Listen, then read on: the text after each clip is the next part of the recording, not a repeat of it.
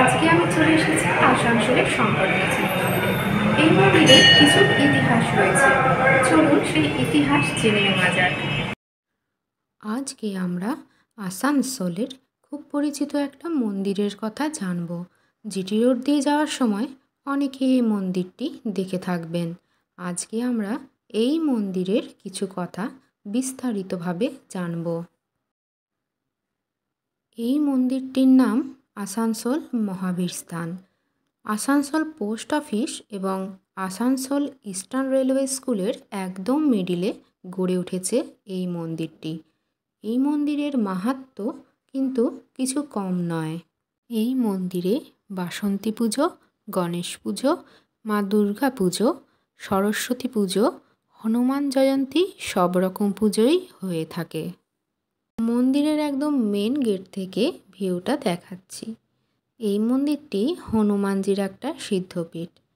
এটা মন্দিরের ground floor. এইখানেই সব রকম পূজা হয়ে থাকে। মা দুর্গার ৯টি রূপ এইখানে আমরা দেখতে পাচ্ছি।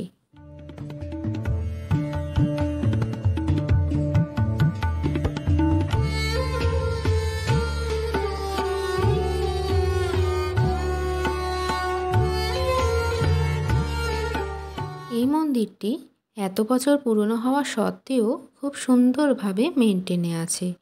কোনো অকেশনে ফুল দিয়ে খুব সুন্দরভাবে সজ্জিত হয়ে ওঠে এই মন্দিরটি। তার কিছু ক্লিপস এখানে তুলে ধরার চেষ্টা করলাম।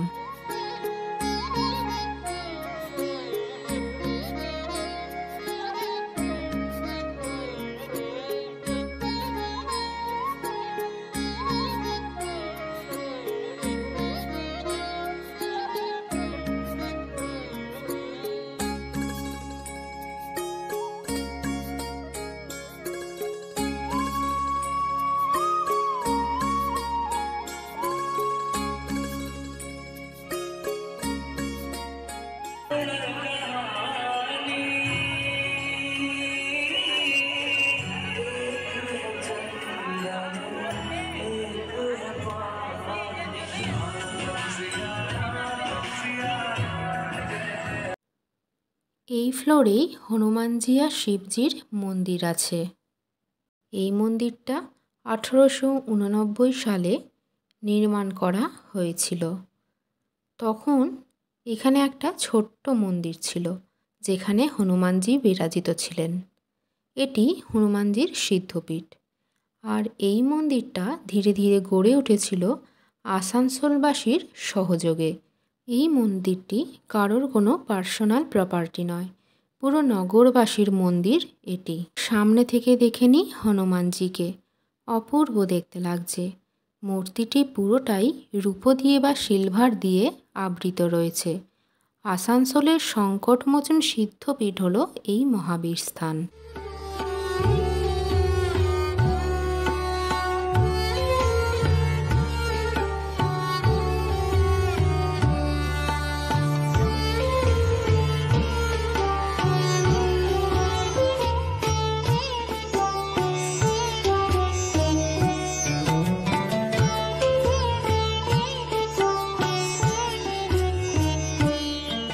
এইখানে শ্রীরামচন্দ্রের পাদুকা রয়েছে। ভক্তরা প্রণামী দিয়ে পাদুকা জোড়া প্রণাম করে থাকেন। এখানকার শিব মন্দিরটি একটু ঘুরে দেখা যাক। এটা হলো শিব মন্দির। কি সুন্দর দেখাচ্ছে বাবা মহাদেবকে। পুরোটাই শ্বেত পাথর দিয়ে আবৃত রয়েছে। আর দেওয়ালে রয়েছে বিভিন্ন রকম দেবদেবীর মূর্তি।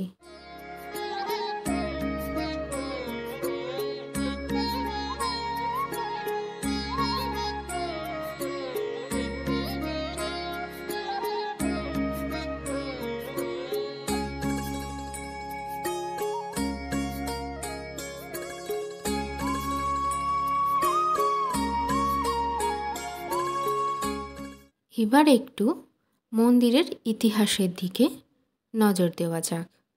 এই মন্দিরের মধ্যে একটি কুয়ো আছে, যেটি শেরশাহ বানিয়েছিলেন। বলা হয়ে থাকে যখন কর্পোরেশনের জল ছিল না, তখন আসানসোলবাসীর জন্য এইখান থেকেই নাকি জল সরবরাহ করা হতো। এই কুয়োটির জল কিন্তু কখনোই শেষ হয় না। এখানকারই কিছু লোক ছিলেন যারা এখান থেকেই ঘরে ঘরে জল সাপ্লাই করতেন। এবার আমি ফার্স্ট ফ্লোরের দিকে যাচ্ছি। এটি 2006 সালে নির্মাণ করা হয়েছিল।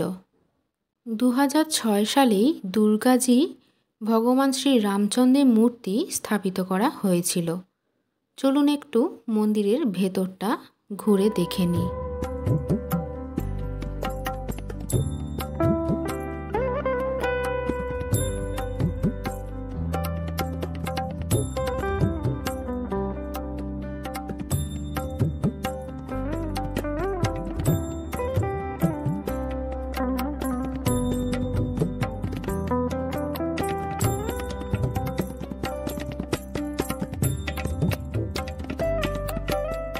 ভারতের কোথায় কোথায় জ্যোতির্লিঙ্গ আছে তার নামগুলো এখানে আমরা দেখতে পাচ্ছি।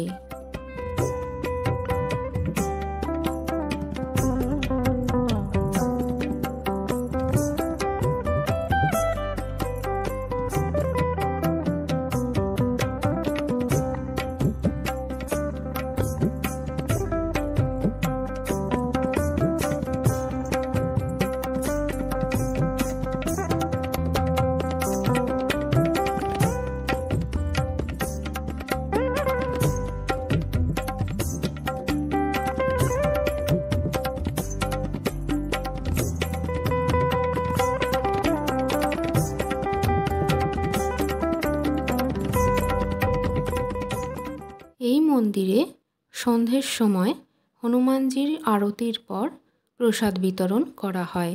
খুব জাগ্রত আমাদের এই হনুমানজি। পুরো বর্ধমান ডিস্ট্রিক্টে এমন কেউ নেই যে মহাবীর স্থান নাম করলে চিনবে না। এখানে 1 টাকা দিয়ে এর সদস্য হওয়া যায়। এখানে কোনো পূজারি বা পাণ্ডার ঝামেলা নেই। সবাই আসে, ফুল এবং প্রসাদ চড়ায়, নিজের প্রার্থনা হনুমানজির কাছে জানায়। প্রতি মঙ্গলবার শনিবারে এই মন্দিরে এসে ভক্তগণ হনুমান চল্লিশা পাঠ করে থাকেন। যতটুকু পারলাম এখানকার তথ্য আপনাদের কাছে তুলে ধরার চেষ্টা করলাম। অন্তত একবার হলেও এই মহাবীর মন্দিরে বজরংবলীর হনুমানজির দর্শন করে যাবেন। আশা করি এখানকার পরিবেশ দেখে ভালো লাগবে। ভিডিওটি দেখে ভালো লাগলে চ্যানেলটি সাবস্ক্রাইব করার অনুরোধ রইল। দেখা হচ্ছে নেক্সট ভিডিওতে।